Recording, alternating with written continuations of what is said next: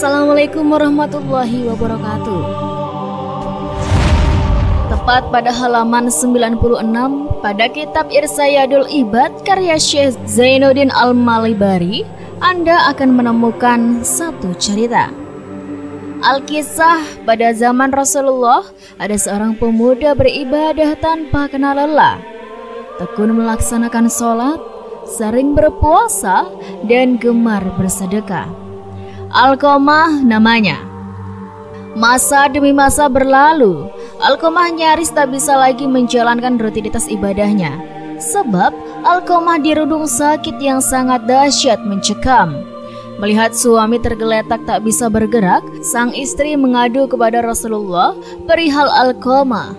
Melalui pesuruhnya, istri Alqamah menitip pesan kepada manusia agung. Ya Rasulullah, aku mengadu kepadamu perihal suamiku. Sesungguhnya ia sekarang dalam naza. Tanpa berlama-lama, Rasulullah SAW pun mengutus Ammar bin Yasir, Suhaib Ar-Rumi, dan Bilal bin Rabah untuk menjenguk Alqamah.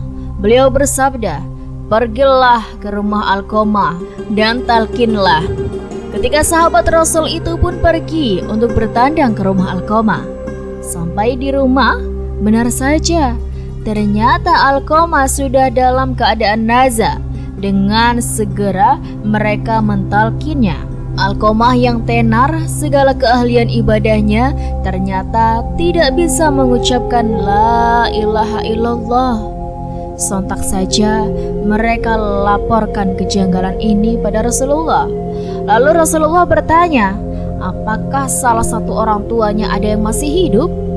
Ada yang menjawab, ada wahai Rasul, Alqamah masih mempunyai seorang ibu yang hampir dimakan usia karena sudah tua. Sampaikan kepada ibu Alqamah, jika dia masih mampu untuk berjalan, bersualah dengan Rasulullah, maka datanglah. Jika tidak, berdiamlah di tempat, biar Rasulullah saja yang datang bertamu. Tatkala utusan sampai pada ibu Alqamah dan pesan Rasulullah disampaikan, dengan segala kearifan ibu Alqamah, aku lebih pantas untuk menghadap Rasulullah. Dia pun pergi dengan tongkat sebagai alat bantu. Ibu Alqamah mengucapkan salam dan Rasulullah pun menjawab salamnya. Kemudian Rasulullah bersabda kepadanya, wahai ibu Alqamah, jawablah pertanyaanku dengan jujur, sebab jika engkau berbohong, maka akan datang wahyu dari Allah yang akan memberitahukan kepadaku bagaimana sebenarnya keadaan putramu Alqamah.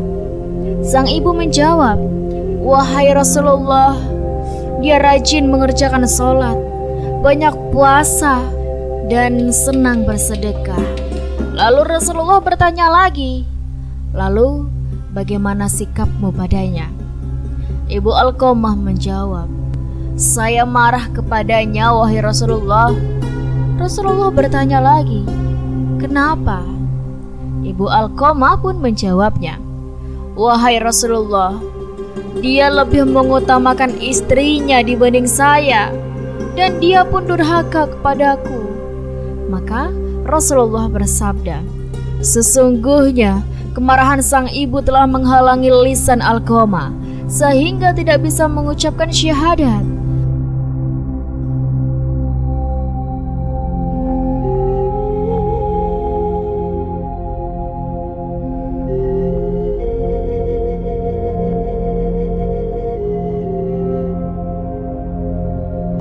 Wahai Bilal, kumpulkan kayu bakar yang banyak untukku. Ibu Alqamah menyahut, wahai Rasulullah, apa yang akan engkau perbuat? Rasul menjawab, saya akan bakar Alqamah hidup-hidup. Ibu Alqamah pun berkata, wahai Rasulullah, dia Alqamah anakku. Aku tak sampai hati melihatnya dibakar, Rasul. Kemudian Rasulullah menjawab, wahai ibu Alqamah, sesungguhnya azab Allah lebih pedih dan lebih abadi. Kalau engkau ingin agar Allah mengampuni Alqamah, maka ridhoilah, demi zat yang jiwaku berada di tangannya. Salat, puasa, dan sedekah Alqamah tidak akan memberi manfaat sedikit pun selagi engkau masih marah padanya. Lalu Ibu Alqamah pun berkata, "Wahai Rasulullah, Allah sebagai saksi, juga para malaikat dan semua kaum muslimin yang hadir saat ini, bahwa saya telah ridho pada anakku Alqamah." Rasulullah pun berkata kepada Bilal, "Wahai Bilal, jenguklah Alqamah dan lihatlah apakah dia sudah bisa mengucapkan syahadat atau belum. Mungkin Ibu Alqamah mengucapkan sesuatu yang bukan berasal dari dalam hatinya lantaran malu kepadaku." Bilal pun berangkat. Ternyata dia mendengar Alqamah dari dalam rumah mengucapkan la ilaha illallah. Maka Bilal pun masuk dan berkata, "Wahai sekalian manusia, sesungguhnya kemarahan Ibu Alqamah telah menghalangi lisannya sehingga tidak bisa mengucapkan syahadat, dan ridhonya telah menjadikannya mampu mengucapkan syahadat." Kemudian Alqamah pun meninggal dunia saat itu juga. Maka Rasulullah melihatnya dan memerintahkannya untuk dimandikan lalu dikafani. Kemudian beliau mensolatkannya dan menguburkannya. Lalu di pinggir kuburan dan bersabda, "Wahai sekalian kaum Muhajirin dan Ansor, barang siapa yang melebihkan istrinya dari ibunya, dia akan mendapat laknat dari Allah, para malaikat dan sekalian manusia. Allah tidak akan menerima amalannya sedikit pun kecuali kalau dia mau bertobat dan berbuat baik pada ibunya serta meminta ridhonya. Karena ridho Allah tergantung pada ridhonya dan kemarahan Allah tergantung pada kemarahannya." Dalam Al-Quran, sosok ibu dibahas dalam beberapa ayat.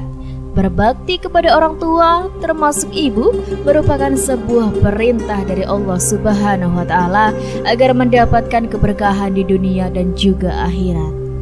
Dalam sabdanya, Rasulullah SAW menyebutkan kata ibu 3 kali sebelum kata ayah.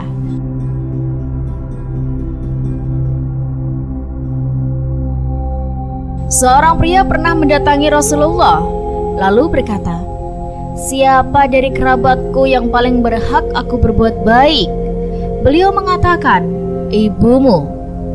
Dia berkata lagi, "Kemudian siapa lagi?" Beliau mengatakan, "Ibumu." Dia berkata lagi, "Kemudian siapa lagi?" Beliau mengatakan, "Ibumu." Dia berkata lagi, "Kemudian siapa lagi?" Beliau mengatakan, "Ayahmu." Hadis riwayat Bukhari dan Muslim.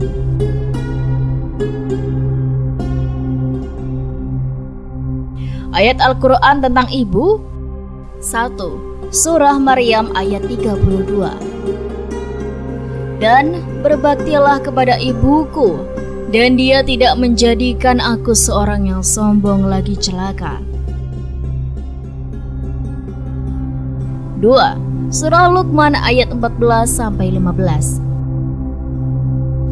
"Dan kami perintahkan kepada manusia agar berbuat baik kepada kedua orang tuanya. Ibunya telah mengandungnya dalam keadaan lemah yang bertambah-tambah dan menyapihnya dalam usia 2 tahun. Bersyukurlah kepadaku dan kepada kedua orang tuamu. Hanya kepada aku kembalimu." Ayat 14. "Dan jika keduanya memaksamu untuk mempersekutukan aku dengan sesuatu yang engkau tidak mempunyai ilmu tentang itu, maka janganlah engkau menaati keduanya. Dan pergaulilah keduanya di dunia dengan baik, dan ikutilah jalan orang yang kembali kepadaku.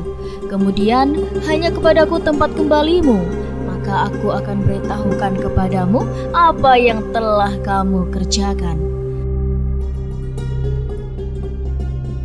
3. Surat An-Nur ayat 61. "Tidak ada halangan bagi orang buta, tidak pula bagi orang pincang, tidak pula bagi orang sakit, dan tidak pula bagi dirimu. Makan bersama-sama mereka di rumah kamu atau di rumah bapak-bapakmu, di rumah ibu-ibumu, di rumah saudara-saudaramu yang laki-laki, di rumah saudara-saudaramu yang perempuan, di rumah saudara-saudara bapakmu yang laki-laki, di rumah saudara-saudara bapakmu yang perempuan, di rumah saudara-saudara ibumu yang laki-laki, di rumah saudara-saudara ibumu yang perempuan, di rumah yang kamu miliki kuncinya, atau di rumah kawan-kawanmu. Tidak ada halangan bagi kamu makan bersama-sama mereka atau sendiri-sendiri. Apabila kamu memasuki rumah-rumah, hendaklah kamu memberi salam kepada penghuninya, yang berarti memberi salam kepada dirimu sendiri. Dengan salam yang penuh berkah dan baik dari sisi Allah, demikianlah Allah menjelaskan ayat-ayatnya bagimu agar kamu mengerti.